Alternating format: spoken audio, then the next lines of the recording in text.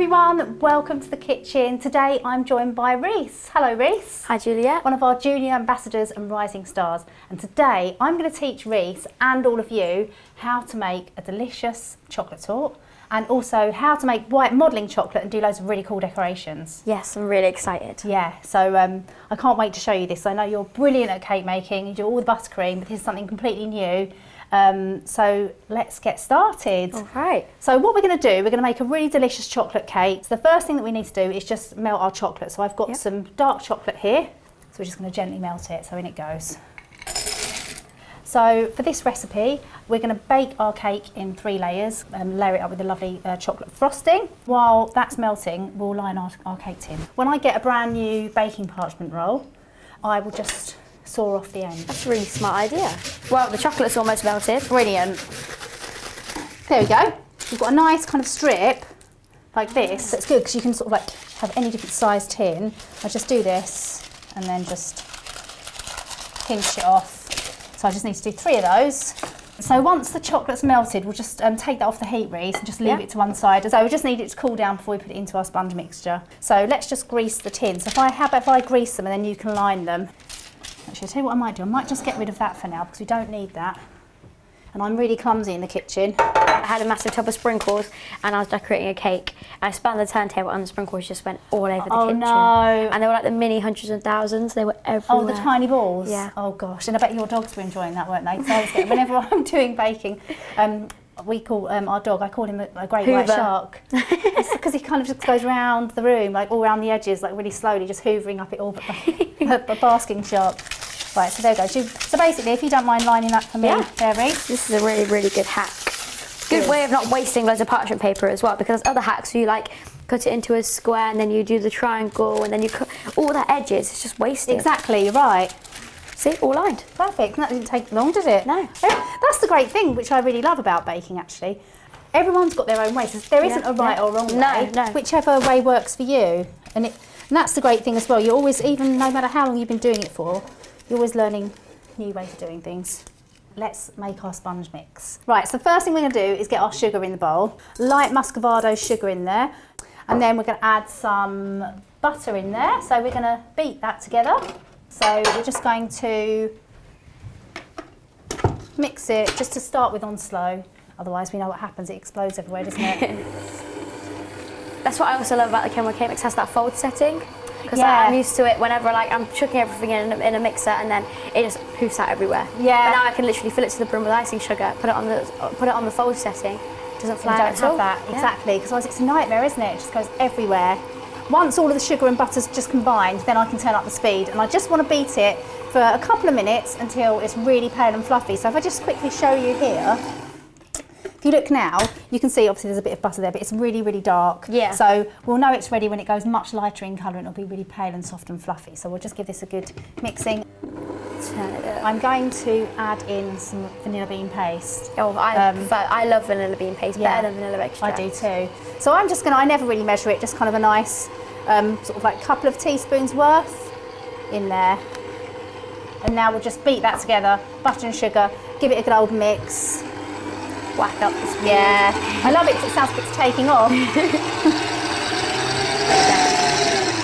So yeah, as you can see, it's much paler in colour. It's really important for your sponges to get them really nice and pale and creamy and fluffy. So you can actually just do this with a wooden spoon as well, just like beat it in a bowl, use your elbow grease and just keep beating it until it gets really lovely and pale and fluffy. I think that's the main key about having a sponge cake, is beating that air in the whole time, is beating the air in when you have the butter and sugar, then you have the eggs. When you add the flour, it's just folding it so you don't knock the air out, because that's the whole part of a sponge, is to keep it nice and airy. Definitely. People tend to overmix it or undermix it, which can also result in it being a little bit more dense. So give it a good old mix and we'll get the eggs in there. Oh, it looks really fluffy. Yeah, it's surprising, isn't it? Because the brown sugar is like quite large granules, but it's just a couple of minutes and it's actually started to dissolve the granules, especially if it's nice and warm. We turn that off now. So what we're going to do next is just beating the eggs. So I've got 6 medium free-range eggs. Can you do one-handed crack? Oh, I knew you were going to ask me this. Can you? No. Should we have a go? Yeah, let's try. Let's do a crack off. I've never done it before. It's going to go everywhere. Watch. It's just whether you're going to get... Oh, nice. Yeah, you nailed it. It's pretty good. Okay, That's pretty good. It's going to make my hands. Yeah, you wash your hands. I should do this while you're not looking. There's mine. Right, here we go. Yeah. Ooh, that was good. No shell in there. I think we're just really Thank good goodness at for it. that. Yeah, we're just brilliant, aren't we? We want to get the eggs in just one by one. So we'll just have the mixer on slow and just kind of like slow to medium and just get each one in there till it's kind of nicely incorporated. Now what we need to do is just on slow and then we'll just like literally pour the melted chocolate into the mixture. That looks delicious. Always reminds me of the chocolate river. So it's such a lovely mixture. So the last thing for us to do is just add our plain flour. Yeah. As soon as all the powdery flour's gone, we'll just put it into the tins. That'll do. All right. Great, brilliant. Do you like eating raw cake batter? I do. It's not a very good habit, but I don't like doing it. It's funny because I could sit there and I could just eat that bowl right Could now. you? It smells and looks so good. We're going to divide it into 3 tins. I normally do it by blobs. So I do 1 blob in there. Really accurate. So I do everything by clonks. Yeah. See, I think I've heard that the clonks are more accurate than blobs. That's true. Yeah. And then we preheat the oven to about 140, 150 fan, depending on everyone's ovens vary. Like if you think it's a bit fierce, maybe about 140. And then we're just going to bake that for about maximum 30 minutes. Fab. So we're going to get those in the oven, and then I'm going to show you how to make modelling chocolate. I'm really excited. Yeah, brilliant. Let's get them in. Okay, Reece, so while that's in the oven, let's get making our modelling chocolate. So you've never made this before, have you? No, I've never made modelling chocolate or used it. So. Okay, brilliant. Well, this is my recipe that I use. It's really, really easy. It's just 3 ingredients. So all we need is some white chocolate. So I've just got some regular white chocolate here. Yeah. And what we're going to do is just add 15 grams of sunflower oil or vegetable oil. This is such a precise scale. I know. There we go, that'll do. 15 dot on. Dot on. All we need to do is just melt this. So I've got a bain-marie here. It's just come to the boil, so I'm just going to turn that right down.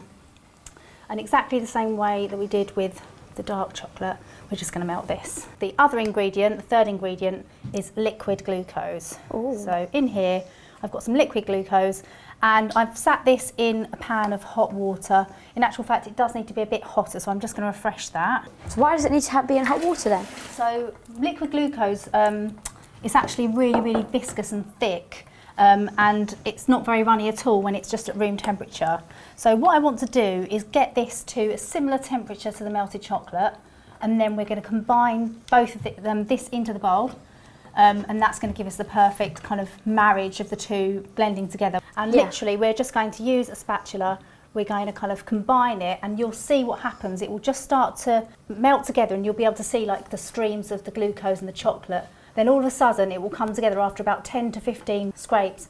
Oh, okay. As soon as that happens, you need to stop, because otherwise it starts to seize and the fat will split out of it. And then you need to pour it into a food bag. That's a really easy way to make it as well. It's really easy. So what you do then is just take it out of the jug, and I usually just kind of pop it on the surface like this.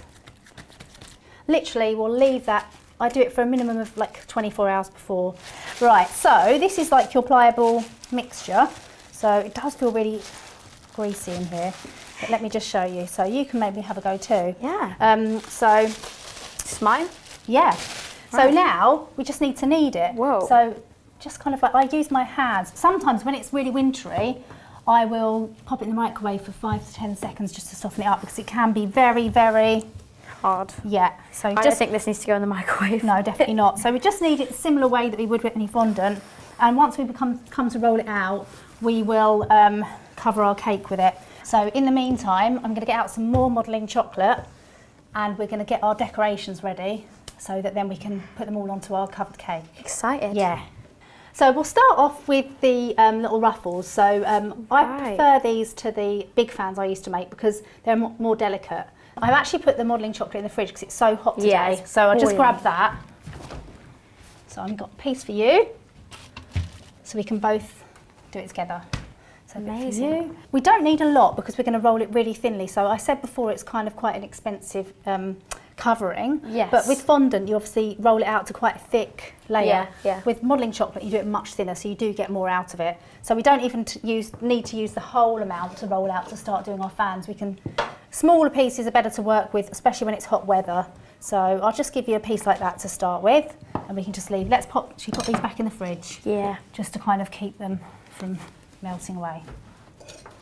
Oh, God,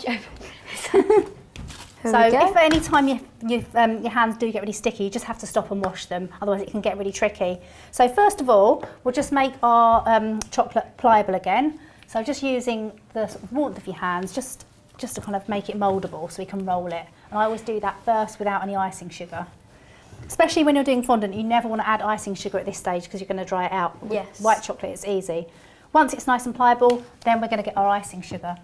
So a bit of icing sugar on the surface. And there's a rolling pin for you. Right, so we've got little rolling pins. These are really good for your working on smaller things. Yes. So what we want to do is just pop that down, and it can be really random, which I like. We don't need to roll it out into a nice rectangle. Bit on top, especially when it's hot. And we're just going to start to roll it out. So we want to get it to start with, aiming for the thickness of a kind of like a lasagna sheet, I'd say, is about what we're looking for. Lasagna sheet. When it's really, really hot, to get them super, super thin and fine, it's kind of a bit impossible because they are just going to melt. So we might work on it slightly thicker, but the beauty of this, you know, when it's a good temperature, you can get it very, very thin. So that's probably thin enough, I'd say, for yours. Amazing. So yeah, again, you can sort of like, I saw you just there sort of like flipping it over. It doesn't matter. It's not going to dry this out. So,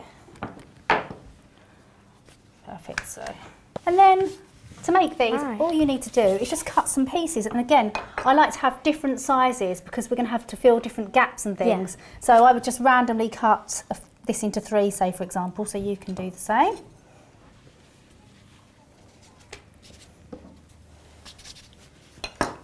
And then to make them, literally all you do is just, I kind of pick them up and like let them sort of fall in half. It doesn't have to be exactly half. So I'll just let it fall like this and just begin to pinch it and then turn it over and just kind of twist it around in whatever direction you like. Oh, it's quite sticky. It's really sticky, it's really hot in here. And then once you're happy with it, just place it onto a piece of parchment. But see how hot it is in here today, it's just flopping down. But that's what you do, so let's do another one. So that does not look good. But it's the first one you've ever done. Yeah. Sometimes even when I've got a tiny bit, I'll just do like a little triangle. Because you need, like, I've got some tiny filler pieces here. Yeah. Just when you've got that little gap, you're kind of like putting it together like a chocolatey jigsaw puzzle. Love that. They're melting, aren't they? Yeah. It's really like one of the hottest days of the year for doing this. Oh, I see. So should we get these back in the fridge, and I'll show you how to do some chocolate roses, and then we can put it together. But we're going to have to keep it in the fridge today because it's just too hot. Too hot. We're going to be using these. So these are just kind of like the regular office document wallets, and I've just cut it open so it's like a book. And it's easier to use the ones that are a bit textured because they don't stick as much as the sort of smooth, shiny ones. Yeah. So to make chocolate roses, we'll just grab some more of our white chocolate from the fridge. Yep. We'll probably have a piece like that each to start with. Yeah. So, again, what we can do is make it pliable. Yep. All plied. So, all plied. So this is how you make a rose. So the first thing you do is make a sausage. So roll it into a sausage. Now you can do all different sizes of rose, and the size of your rose depends on the size of your sausage. So you don't want to go too huge, otherwise it won't hold its shape. I'll start with that. So once we've got our sausage, then we're going to cut it into pieces. So which knife would you like? The small knife. There you go.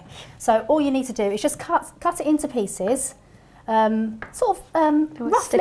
it's so sticky, roughly the same thickness, doesn't need to be exact. This is the beauty of this kind of technique. Fairly thick because I'm going to show you how to keep it nice and thick at the base so it holds its shape. If it's too thin, especially when it's hot, they're just going to flop everywhere. Right, so once you've got that, we're going to put them into our document wallet. So now this is how I do it. So I open it out. And I want to have the thinner part of, I'm just going to move my sausage bits over here, just, obviously it is so sticky. Right, so place it down, and I'm going to thin out one side of my petal. So you want to have the thinner side facing the seam, because as I open it, if the thin side's that side, it's going to kind of rip them apart. Okay, so what I'll do is put them onto the paper. Now, where we've cut our pieces, there's already a flat side that was against the surface, a slightly flatter side. So put them in rows with the flat side facing the seam, because that's going to be the thin part of the petal. I'm excited to see how these petals turn out. And then you get really competitive with yourself and see how many you can make in an hour. We'll have to do that once I'm a pro at making Yeah, them. we'll have to do a challenge, won't we, and come online and have a race. Yeah. To make these, all you need to use is your hand. So the sort of like flat part at the bottom of your thumb. And what we're going to do first is to squish each one. So just squish each one just equally. We're not trying to thin out any particular side. We're just flattening them. Not too much, we're keeping them a few millimetres thickness. So have you ever done this before? With fondant? So you'll do exactly the same thing with marzipan or fondant. Yes. So once you've got this is like all your flat discs. Now we need to kind of create that petal shape. So what I'm going to do is run my thumb over on the seam side. So I kind of take my thumb and I just run it over the top. So I'm just pinching the top of each piece off. Something that people do sometimes where it goes wrong is they really try and kind of make it quite thin, quite far down. I'll show you what happens when you do that. It's not going to hold its shape. We're literally pinching just the top of the petal to be nice and thin, otherwise it won't hold its shape. So that's looking good. So again, just running it across the top. So if you have a bit of a feel of this one, you can feel how thin it is at the edge. The indent, yeah. Yeah. It's quite a quick way to doing it actually, because in the fact that when I try to learn how to do it, it takes so long where people sit there, make the individual petals and like... It can be, yeah. I love doing it this way. All done. So now we just need to take the document wallet and open it up. And that's why we did it with the thin side pointing away, otherwise it would have all gone wrong. So now we're going to start by creating the centre. So what I'll do, if you just watch this bit, I'm going to pick one up, see how sticky it is. Oh. So this is the base of the petal and this is the top curly, like delicate edge. Yes. It's kind of ripped a bit there, but sometimes, you know how like roses look really delicate and papery? That's fine, I'm okay with that, that's going to be in the middle. So what I do for my first one, I slightly elongate the first petal and then I'll tuck it down on one side. I like to work from this side, you might like to work from that side, it doesn't matter, but what we're going to do is create just a coil like this. So just twist it, and I'm trying not to now handle the top bit, I'm just handling that fat bottom bit. So that's our centre of our rose. Wow. So even like that, it looks even lovely to have 3 of those together as tiny rosebuds. You can cut them from top of a cupcake, so that looks really nice. If you're making a lot of these, I would literally make 12 centres. I will leave them on the surface like that, so they kind of like can sit there, and then I'll go back and do my second one. So do you want to have a go at making yours? Oh no, I'm nervous now. No, don't be nervous. Enjoy it. Okay, so elongate the petal. Yeah, brilliant. Like See, that. look, perfect. It looks lovely, doesn't it? Yeah. Then it's just a case of building up and continuing, like overlapping the leaves, the petals rather, until you build it up. So let's go back to our first one. So I take my centre, I take petal number 2, I make sure, like it before, it's opening outwards. I hold it slightly higher than the inside part and just grip it around like that. Oh, okay. That's that. So then, and then I'll leave it there because it's so hot. And just wrap it around. Just fixing it on the bottom, and then you can like just, what you can do here, you can just even lightly just move that out, see? Wow. Like that. Brilliant. So you can probably put that there. Why don't you make a couple more centres for yours? Because then we can do a couple each. Okay. Here I made some like slightly, like you can do pink or peach. Wow. And it's really lovely to actually use a slightly darker coloured centre and then do lighter shades towards the outside. And then literally all you do is every time you add a petal on, just go high. You make sure slightly higher. Yeah. And just like pinching it around. Sometimes as well I just sort of like hold it away and I look and just see, you're looking for it to be circular, you don't want to have like a lopsided flower. So that's it, so you just overlap, making sure it's pointing outwards. Oh wow, it just starts to look like a rose when you put more Yeah, together. exactly, when you build it up. You do just, let them set a bit and then I'll trim off the bottom. So just literally take a small sharp knife, and because they're quite robust actually when they've set, and you can either do it like that and see how it hasn't even really crushed it. Yeah. What we're going to do now, we'll just put our roses back in here and put them in the fridge. Yeah. And now we're going to cover our cake with the modelling chocolate. Oh, the most scariest part. No, you're going to be great. I'm going to let you do that, I think. I'll just get rid of these. All right. Right, we've been hard at work, now the cake's going to come together. So the first thing that we're going to do is put that modelling chocolate over our cake. Yes. So we've got scared. Don't be scared. You're going to be brilliant. So we've got a crumb coated cake here. If you don't know how to crumb coat a cake, there's loads of videos online. I have one on my YouTube channel. I have one on my YouTube channel. But we were just saying we do it differently, so maybe that's something else to do another day. But so you need to start with a crumb coated cake. This has been in the fridge, so it's nice and firm. We've chilled it. And then what you need to do is make it sticky so that when you roll out your fondant or your modelling chocolate, it's going to attach. This doesn't actually need to be made sticky because it's really hot, so it's got some condensation. That's all we're going to be needing. But you could use agave, you can use honey, you can use glucose, or you can use boiled water. So that's ready. So what we need to do is roll out our modelling chocolate. Yes, so if we just move this from that side. So here's the modelling chocolate we made earlier. So we're going to roll it out. So you're probably quite familiar with these. So we've got a top smoother, which is just something that we use to kind of make the coating really flat. And we've got two side smoothers, which have got a straight edge. We use them on the sides, obviously. I've got these with me, guide sticks. You use these? Yes, I do. Yeah, so these are really handy for rolling out cookies, or especially if you're rolling out fondant and you want everything to be completely level, especially if you're doing wedding cakes or tiered cakes. It's really good because you're going to get it all exactly the same thickness. You can just do it by eye as well, but if you do a lot of baking stuff, it's worth getting those. So we're going to start off with these for our modelling chocolate, but we're actually going to get it slightly thinner because with the modelling chocolate you can do that. Let's begin. Okay. So first of all, we haven't got any icing sugar, so we're just going to knead this a little bit till it's pliable. It's quite warm in here, so we don't need to knead it too much. And I just start off by making it kind of into a ball. And then a sausage. Is this how you start off covering yours? Yeah. Normally, this is really like boring as well, but I like measure the circumference of the cake, and then when I roll it out, I make sure, because I always have an issue where when I put it on, I've got loads of gaps. You're right, that's a really good idea. So there's a couple of ways you can do that, so we can show people that in a minute. To roll it out, I usually just push it down, and then I'm going to use plenty of icing sugar. Yeah. So would you like to roll this out, Reece? All right. Go for it. So plenty of icing sugar on the sugar, on the sugar. Sugar on sugar, it is sugar on sugar.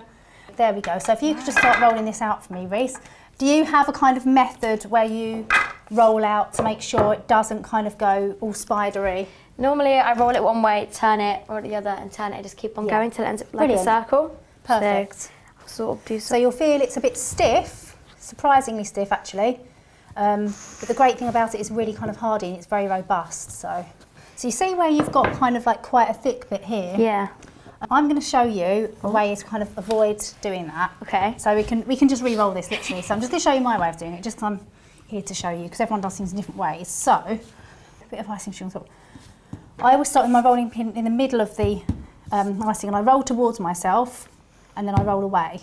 Like that. Oh. So that kind of, it starts to prevent you getting kind of like fatter bits here and there. And then I twist it a bit more regularly. So twist it. And at this stage, I'm rolling it quite lightly. Yeah. I'm not using too much pressure because I want to try and keep it kind of even all the way across. That looks a lot more neater. Now it's kind of getting there. You can take over if you like. All right. So again, I'm putting plenty under here because it's just so sticky today. So just continue doing like middle outwards and then until you get to the thickness of the guide sticks. Outwards. And then back into the middle and go the other way. See what I mean? Because if you go one way, that's when you kind of get those kind of irregular shapes. So get them out now? Yeah, so you can take them out. And just carry on doing it the same so just way. keeping it nice and... So like you were saying before about making sure that it's big enough to go on your cake, because the last thing you want is to lift it onto your cake. Yep. It's not right and you have to pull it off, especially if you're doing light coloured things. You get all chocolate in it and stuff, don't you? And it's just really annoying. So there's lots of different ways you can measure it, but one way I do it is either with my rolling pin or with one of these. So I'll just kind of go, is this what you do? Yeah, so you can go like that. So I know that I need to have it just a bit bigger than that stick, and then it's going to go all the way around. So we're nearly big enough there, so you can keep rolling out a bit more. Yeah. There we go. Again with this, because we're covering it in roses and ruffles and we've got some chocolate cherubs as well, we don't need to worry too much. But it's always good when you're doing it just to practice, so you know that when you are doing something painted or something, it's going to be perfect. What I do is just come down at eye level and just have a look. There's a bit of a ridge there from the rolling pin, so usually before I put it onto my cake, I usually then will get my top smoother. So again, I'll just check at this point, especially because it's so hot. Does it need any more icing sugar under there?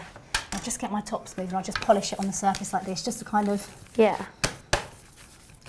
if there's any like lumps and bumps, just to kind of try and smooth them out a bit before it goes on.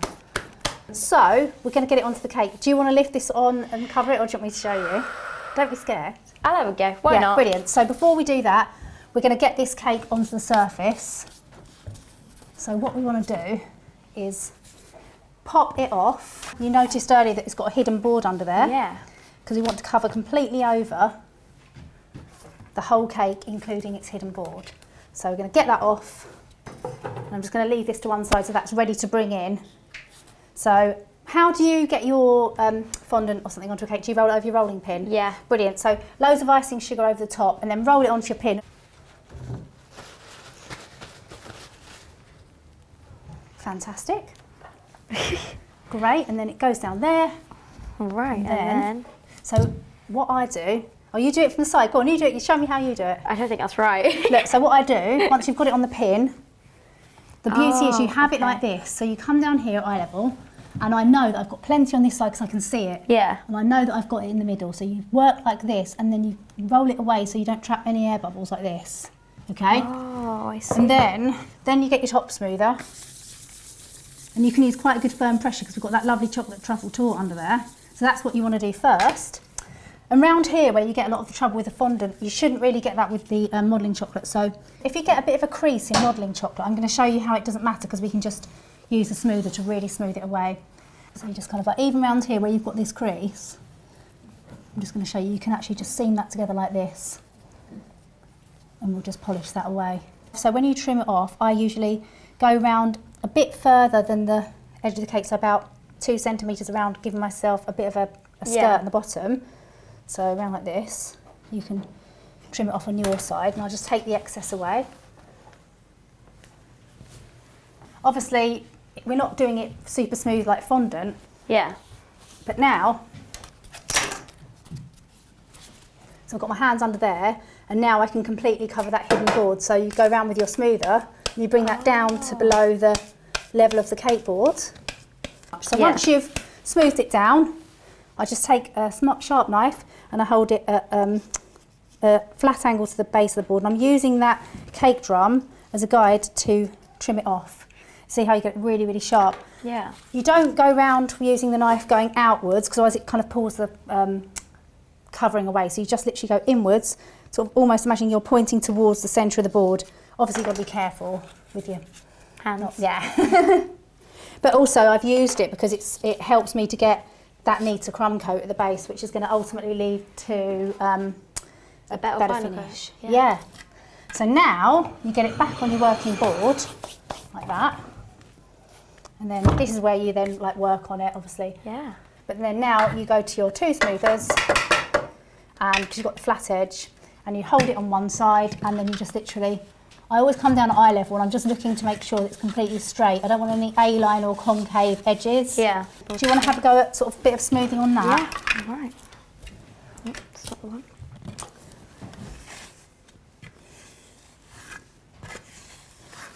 You're not scared now of having it go at... No, not as scared. So see here where it's kind of coming apart a bit? Yeah. Sometimes it's kind of like where it's sticky. You sometimes need to add a bit of icing sugar just to sort of stop it from like really tearing, and then give it a good old smooth again. And if you use the right sort of cake recipe, you can be quite firm with the cake. Some people are a bit worried about being too hard with a cake, but look, it's fine. We don't need to worry about working with that too much because all we're going to be doing is sticking loads of our decorations on. Yeah. So I think we should get our decorations out and start sticking them on. Right. So all we need for sticking them on is some melted white chocolate.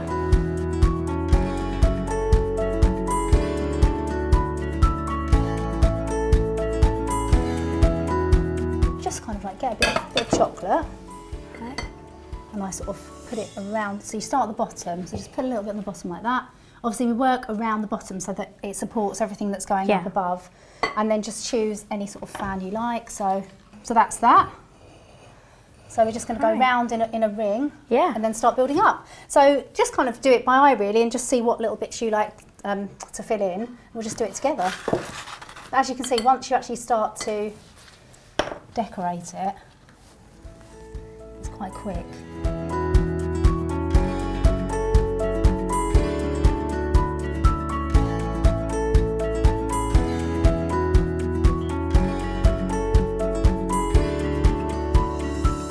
What do you reckon, Reece? Do you reckon we're done? I think we're done. Let's behold our amazing glory of this. Look. Wow, that looks really good. Yeah, really good. Thanks for doing that with me. Let's have a sticky high five. High 10. No, it was really, really fun making this. It was Brilliant. really, really fun. I love making the flowers. Now I know how to fondant, well, chocolate, marzipan, whatever. Yeah, cake. exactly. Well, brilliant. I can't wait to see what you do with it. That is one epic cake. I think we've done a great job on that. I think we did a So great I hope job. you're inspired to give it a try. Thanks so much for watching. Yep, thanks. I'll take this with me. All right. Ah, Bye, Juliet. bye.